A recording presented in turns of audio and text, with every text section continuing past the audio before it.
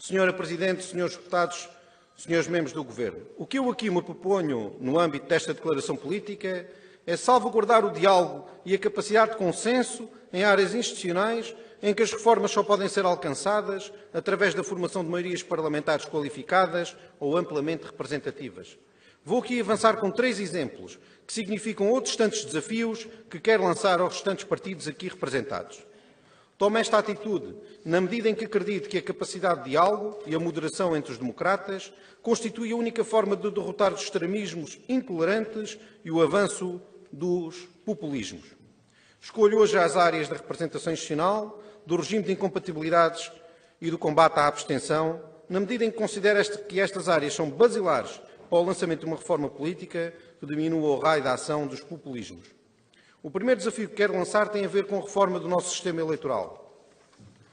Acompanhamos a percepção de uma parte significativa da opinião pública, segundo a qual é necessário redimensionar a nossa representação parlamentar. Apresentámos, em apenas 5 anos, 3 iniciativas nesta área que tentaram inicialmente reduzir para 41 os deputados representados neste Parlamento, ou então, através das condições de consenso possível existentes no nosso Parlamento, evitar o seu aumento dos atuais 57 para 64 deputados. Fomos bem-sucedidos neste último propósito. A julgar pelas declarações de vários responsáveis políticos, a atual lei eleitoral está longe de estar consensualizada.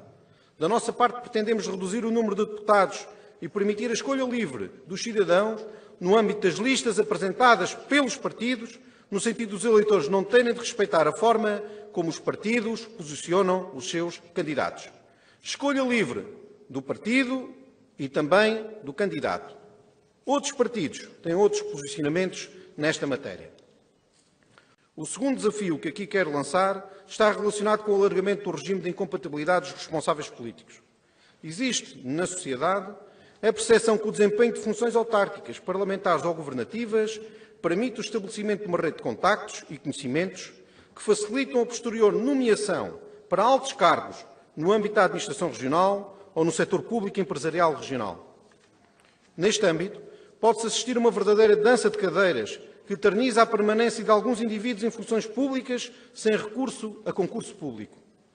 Cria-se assim a percepção junto à opinião pública de que existem vantagens e privilégios para a classe política ligada ao partido que conjunturalmente governa.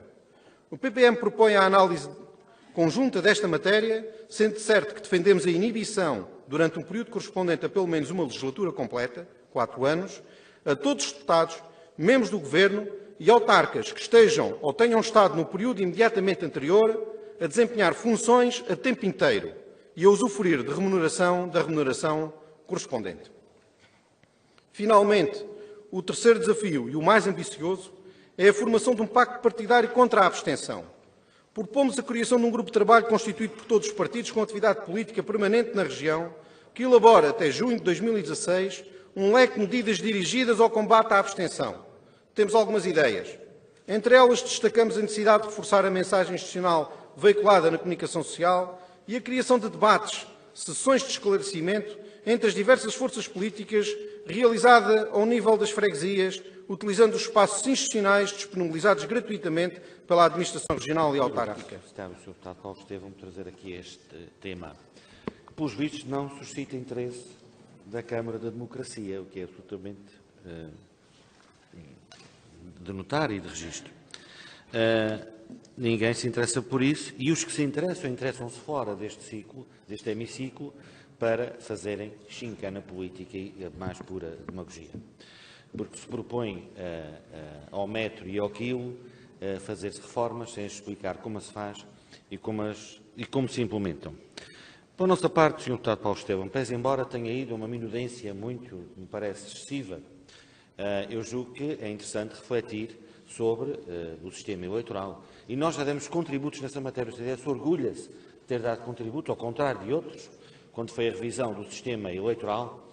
Nós votamos favoravelmente a este sistema eleitoral, de modo a permitir que houvesse maior pluralidade e mais representatividade nesta Câmara, que felizmente hoje temos, e que o CDS votou, juntamente com o Partido Socialista, esta lei eleitoral que existe e que permitiu que a pluralidade, a representatividade estivesse aqui presente. não andamos a fazer discursos de circunstância e de pura demagogia para o povo, que felizmente cada vez acredita menos nisso. Fizemos sim propostas concretas, até também na revisão do Estatuto, onde impedimos, por exemplo, que os presidentes de determinadas instituições